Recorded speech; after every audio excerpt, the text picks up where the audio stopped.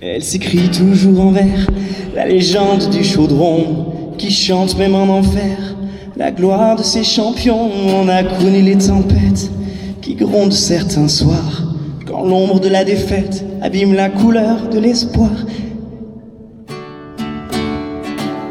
Les joies de l'enfant du grand-père résonnent comme une chanson qui envahit les vestiaires et enflamme le chaudron. On habite un petit village, une grande ville sur la terre. Notre passion n'a pas d'âge, on nous appelle le peuple vert.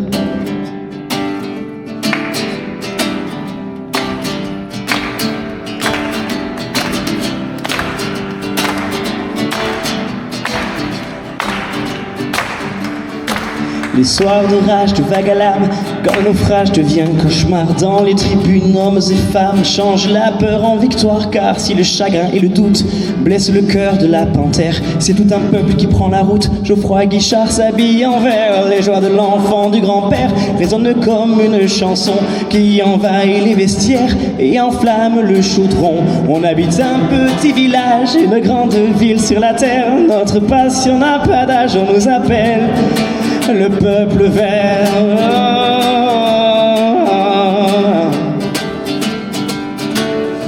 Qu'on l'appelle loyauté, la petite, la grande histoire, écrite par des guerriers, prêts au combat pour une victoire. Bras dessus, bras dessous, la grande famille des supporters chante debout comme à genoux, que les plus forts, c'est les vers. Les joies de l'enfant du grand-père résonnent comme une chanson qui envahit les vestiaires et enflamme le chaudron. On habite un petit village, une grande ville sur la terre. Notre passion n'a pas d'âge, on nous appelle le peuple vert. Bonjour Anthony, bonjour Josette. Voilà, alors Dominique, j'ai juste une question, c'est lui qui me l'a posée. Il m'a dit, comment il s'explique cet engouement intergénérationnel pour les Verts de l'époque 70. Comment vous voulez l'expliquer en disant mais les jeunes, même les jeunes, moi j'en voyais encore. C'est toujours difficile d'expliquer. Bon, déjà d'une part c'était un club populaire, où les gens, c'est une ville de mineurs quand même. D'ailleurs on visite la mine à Brassac, à Saint-Étienne il y avait des mines et donc les gens. Les qualités, c'était la solidarité, le travail, voilà, l'humilité, tout ça. Et les gens se sont identifiés à ce club, d'abord. Parce qu'avant nous, bien sûr qu'on a fait des exploits, mais avant nous, il y a eu aussi beaucoup de grands joueurs, beaucoup de belles équipes, avec Jean Snella, avec Albert Batteux, avec Salif Keïta, enfin, on peut en citer plein. Donc il y a eu vraiment des grands joueurs qui sont passés là-bas. Et puis il y avait cet esprit où le public communiait où les joueurs communiaient avec le public. Voilà. Et puis il y a eu plein de choses qui ont fait que les retournements de situation, en Coupe d'Europe. Et puis à notre époque c'était les premiers matchs médiatisés, c'est-à-dire que toute la France regardait nos matchs. C'était pas que Saint-Étienne, c'était toute la France qui regardait nos matchs de Coupe d'Europe. On était l'équipe qui allait le plus loin, donc il n'y avait pas des matchs tous les jours, tous les week-ends. C'était les matchs, c'était des rendez-vous, quoi. Et j'ai l'impression que l'équipe de cette époque ressemblait aux gens. Parce qu'on a parlé d'humilité, on a parlé de... Oui, voilà. C'était avant tout un collectif. C'est un groupe de joueurs qui sont arrivés ensemble, formés ensemble. C'est que des joueurs formés au club. Donc une bande de copains avec Osvaldo qui est arrivé d'Argentine, Kurkovic qui est arrivé de Yougoslavie à l'époque, voilà, Gérard Janvion de Martinique, et puis tout ça, c'est une osmose, et puis voilà, et on a réussi à soulever des montagnes, je dirais. Oui, c'est exactement ça. Voilà. Et en plus, vous avez plaisir à vous retrouver, vous les anciens. Ah bah toujours, ça c'est unique, je crois. Le fait de se retrouver, on va fêter bientôt le 50e anniversaire de cette finale de la Coupe d'Europe 76. Donc 50 ans après, on se retrouve. On a toujours du plaisir à se voir. Oui. On va prendre le meilleur souvenir pour vous. Le meilleur souvenir, c'est Glasgow, où j'ai joué. J'avais remplacé Patrick Rovelli quand on avait fait le derby Saint-Étienne-Lyon. Il avait été blessé, donc... Et le mardi ou mercredi, Roby m'a mis titulaire. Voilà, j'ai joué avec Dominique Rocheteau, Hervé Ravelli, Sinaguel. Voilà. J'étais sur le deuxième but. Parce que j'étais monté, Robert Hervé m'avait demandé de suivre le défenseur. Donc j'étais monté avec lui et j'avais détourné sur Sinaguel qui a donné à Dominique. Et puis voilà. C'est marrant, on revoit le film tel que ça s'est passé. Tout à fait, oui, on revoit le film. Donc c'est comme ça.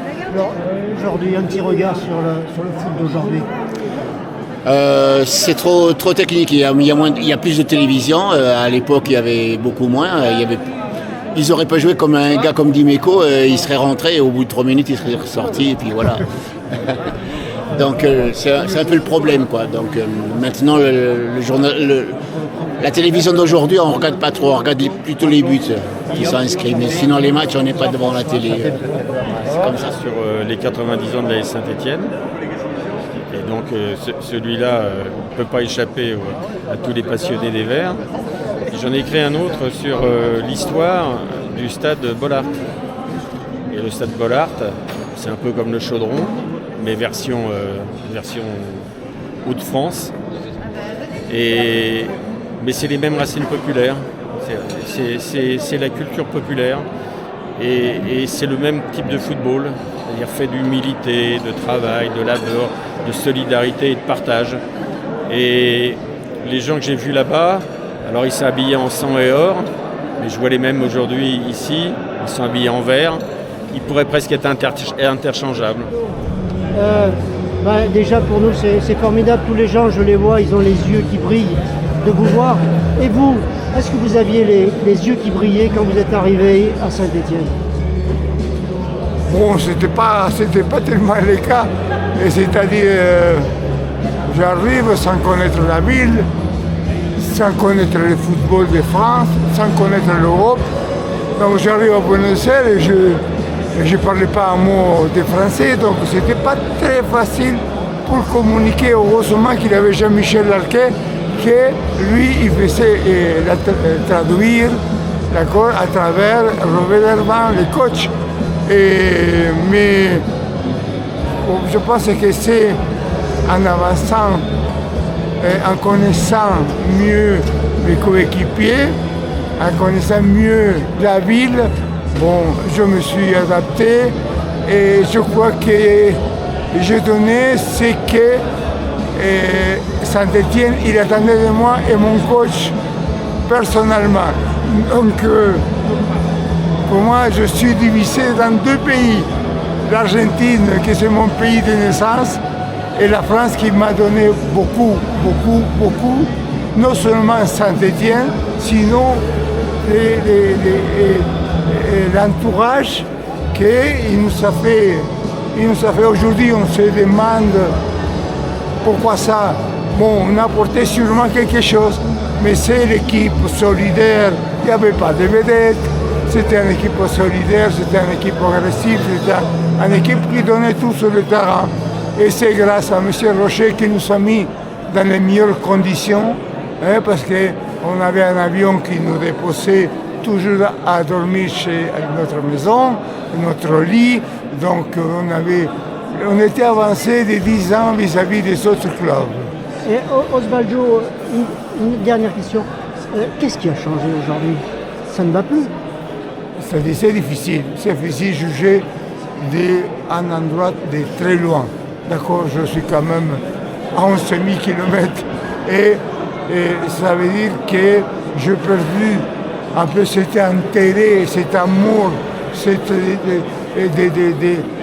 d'avoir la niaque, d'avoir l'envie, qu'on a vécu ça, d'accord, et donc et là on ne le sent pas, mais ça dépend de quoi? De l'organisation, ça dépend du club, ça dépend de l'économique, je ne sais pas. Et si je connais pas, je ne peux pas juger. Donc ça me paraît quelque chose. Mais je suis content qu'au moins on a aujourd'hui, on attend qu'on puisse faire 2 ou 3 bons résultats jusqu'à la fin pour pouvoir monter. Et parce que là, il faut être conscient. on a jeté quand même toute une histoire par terre. Et donc, ce sont des choses que ça nous fait mal. Merci beaucoup. Merci beaucoup, à vous. Osvaldo. Ça s'est passé, votre arrivée venant d'outre-mer sur Saint-Étienne et après cette fabuleuse carrière. Eh bien, quand ça s'est passé, je jouais dans mon championnat amateur, le niveau division honneur. C'était où? C'était la Martinique, à Casse-Pilote, mon club. Casse-Pilote, mon club d'origine. D'ailleurs, les mêmes couleurs que la Saint-Étienne. Le vert et blanc. Un jour, j'ai vu débarquer quelqu'un et qui a demandé est-ce que c'était la maison de Gérard Janvion. Et bon, j'étais dans la rue, on jouait au football avec mes copains. Et puis, je dis oui, c'est pourquoi. Il me dit bon, voilà un contrat de non-sollicitation. Faites voir par vos parents et s'ils sont d'accord, qu'ils signent. Et j'ai amené ça pour ma mère, et ma mère regardait, et puis un contrat de non-sollicitation, bon, c'était pas à sa portée, quoi. Et puis du coup, ma mère m'a dit, tu voulais jouer au football, tu n'as qu'à signer. C'est comme ça, j'ai signé, j'avais même pas le droit, puisque j'étais mineur, et puis je suis parti. J'avais signé 2 ans à Saint-Étienne comme stagiaire professionnel. C'était en juin 72. Et quand je suis arrivé, je suis parti avec 3 autres joueurs, 2 Guadeloupéens et un autre Antillais comme moi. Et quand je suis arrivé, Herben nous a souhaité la bienvenue. Et puis les 3 autres copains, ils ont dit vous allez rejoindre le centre de formation avec Robert Philippe. Et puis il m'a dit tu viens avec nous, tu as ton sac dans le car et tu pars en stage pour préparer la saison professionnelle. Voilà. Et c'était à Saint-Bonnet-le-Château et j'ai préparé la saison avec l'équipe professionnelle. Et d'ailleurs, Herben venait juste d'être entraîneur 72. Il avait passé ses diplômes, c'était lui l'entraîneur. Et à ce moment-là, je me suis retrouvé avec les jeunes aussi ils sont passés professionnels à cette époque-là. Les Saramagna, les Lopez, les Santini. Toute la belle équipe, quoi. Oui, toute la belle équipe. Et puis j'ai préparé la saison avec l'équipe professionnelle. Et voilà, c'est comme ça que je me suis retrouvé à Saint-Étienne. Voilà. Et un petit mot sur quel est le meilleur moment, beaucoup d'émotions. C'est difficile parce que mes meilleurs moments, je dirais peut-être que c'est quand on a éliminé Kiev. Et puis voilà, mais c'est le meilleur moment. Mais il y a eu tellement de bons moments à Saint-Étienne.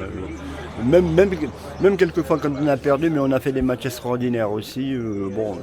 Moi je pense que l'élimination de Kiev aussi, et puis aussi les bons moments aussi, c'est mes premiers titres de champion de France, Coupe de France, voilà, c'est des moments extraordinaires. J'ai eu que des bons moments. Bon, quelques déceptions puisque on a perdu les finales et tout, mais j'ai eu que des bons moments. Voilà, mais c'était qu'une équipe de copains, pas comme aujourd'hui. Ah, c'était une équipe de copains. C'était parce que je suis arrivé là. Ceux qui étaient là avant moi, ils avaient déjà gagné la Gambardella. Ils étaient tous copains, ils étaient stagiaires ensemble, ils se connaissaient très très bien. Et puis moi, c'était à moi de m'intégrer dans l'équipe et tout. Je me suis bien intégré, ils m'ont accepté. Je pense qu'il y avait une équipe de copains, mais il y avait une grande complicité entre nous. C'est surtout ça. Une bande de copains, c'est des gamins qui sont passés professionnels et puis on n'avait pas d'expérience. Mais c'est des gamins on était bien ensemble et tout. Bon, je ne dirais pas qu'il n'y avait pas eu. Il y avait une rivalité aussi, tout le monde cherchait sa place, quoi. Mais c'était une saine rivalité. Qu'est-ce qui se passe aujourd'hui? Comment ça marche aujourd'hui? Je ne sais pas comment ça marche. Je pense que je ne suis pas très près du club. Je me suis éloigné du club parce que je ne vis pas ici. Mais même entre joueurs, les anciens, on essaye de discuter. On ne comprend pas pourquoi ça ne marche pas. Je crois que pourquoi il n'y a pas de changement au niveau des dirigeants, pourquoi on ne trouve pas quand même un mécène qui puisse acheter le club pour pouvoir récupérer des bons joueurs, des grands joueurs, pour pouvoir que ça marche. Mais personne ne sait pourquoi ça ne marche pas, personne ne sait. Nous, on n'a pas de solution. Denis, directeur de l'équipe, plus quelque chose? Plus Ouais. Plus France Football. Ouais. Pendant combien de temps? 30 ans. Alors moi j'ai une question. J'ai mon gendre là, Anthony, qui a 39 ans, qui est un fanat des Verts, qui a tout, il achète tout ce qui est vert, tout ce qui est les maillots, les machins. Il a même failli venir du Canada pour voir les joueurs. Et je lui dis, j'ai une question. Alors, qu'est-ce que vous pourriez me donner comme conseil pour lui dire d'arrêter de suivre les Verts, parce que c'est fini les Verts, et de lui proposer de suivre Paris Saint-Germain avec toutes ses vedettes, tous ces stars, avec une humilité incroyable. On pourra lui dire que le vrai football, il est à Saint-Étienne. Le vrai football avec ses racines profondes, qui viennent de très loin, et qui se transmet, et une passion qui se transmet de génération en génération de façon continue depuis 90 ans. Quand on vient voir ici les Verts qui ont enflammé le public dans les années 70, on voit là autour des joueurs actuellement à Issoire, on voit des papis, des mamies, des parents, des enfants, des petits-enfants, tous habillés de vert et tous avec un regard lumineux à l'adresse de tous ces joueurs, des Rocheteau, des Piazza, des Janvion. Donc surtout qu'ils ne lâchent pas l'essentiel, c'est-à-dire Saint-Étienne avec toutes ses valeurs à la fois sportives et humaines, pour aller au PSG qui est un football de business, un football factice et un football qui se perd d'une façon... Comment vous écriveriez aujourd'hui, si vous étiez encore directeur d'équipe ou France Football? Je mettrais moins Mbappé à la une. Comment est venue cette idée de cette magnifique chanson qui est destinée vraiment à les jeunes qui ont beaucoup d'humilité, qui ont beaucoup travaillé? Disons que c'est un héritage familial, on va dire le fait de supporter l'AS Saint-Étienne, d'être un fils de supporter stéphanois, et puis moi-même papa d'un supporter stéphanois. Et donc tout est parti d'une transmission intergénérationnelle autour de cette équipe et de ce club tout à fait particulier. Voilà, de là est né un texte, une très belle musique composée par Guillaume Caparros, et on a mis tout ça dans les mains pour que ça ait un sens absolu entre les mains des enfants. Âgés de 7 à 11 ans qui ont chanté hier le 27 avril en ouverture du match Saint-Étienne-Caen et qui ont été écoutés et applaudis par les deux copes sud et nord de la Saint-Étienne. C'était un moment très touchant. Alors on retrouve où comment on va la retrouver? On va la retrouver sous forme de... Alors dans environ 1 mois et demi, 2 mois, il y aura un clip un peu plus officiel que ce qu'on peut déjà trouver sur les réseaux sociaux et sur YouTube. Le titre se trouvera également sur YouTube avec l'intitulé Chaudron, présenté donc par les petits chanteurs de l'école Marie-Rivier. Et puis on y retrouvera justement certaines images qui ont été tournées hier sur la pelouse de Geoffroy Guichard, juste avant le coup d'envoi, mais également des images tournées en Lozère, tout simplement parce qu'on vient de là-bas. Il y a d'ailleurs de nombreux fervents supporters de la SSE en Lozère, qui à travers notamment quelques associations, on peut les citer, les Verts de Margeride, voilà. Les Verts de Margeride qui est intégré dans l'Union des supporters stéphanois, l'USS, qui a porté le projet également. Sachez aussi qu'on a été invité le 6 avril pour le 90e anniversaire du club organisé par les clubs de supporters. Et nos petits chanteurs s'étaient déjà initiés à chanter devant 6000 personnes. Donc en fait hier les COP Nord et COP Sud savaient ce qui les attendait. Donc c'est aussi pour ça qu'ils ont tout à coup arrêté de chanter eux-mêmes pour laisser la voix aux enfants. C'était très touchant quand on connaît la ferveur des supporters stéphanois. Voilà, alors on retrouve cette chanson qui s'appelle Chaudron. Le Chaudron. Sur YouTube. Sur YouTube, ça s'appelle comment YouTube? Alors sur la chaîne de Guillaume Caparros et puis peut-être Jean-François Moulin aussi le partagera. Il y aura les réseaux sociaux, notamment l'école privée Marie-Rivier sur Facebook. Et ce sera dans quelques jours, donc voilà, restez connectés et puis on vous dit à très très vite à travers les nombreux commentaires qu'on espère positifs. Merci beaucoup pour votre attachement. Merci. Merci du fond du cœur.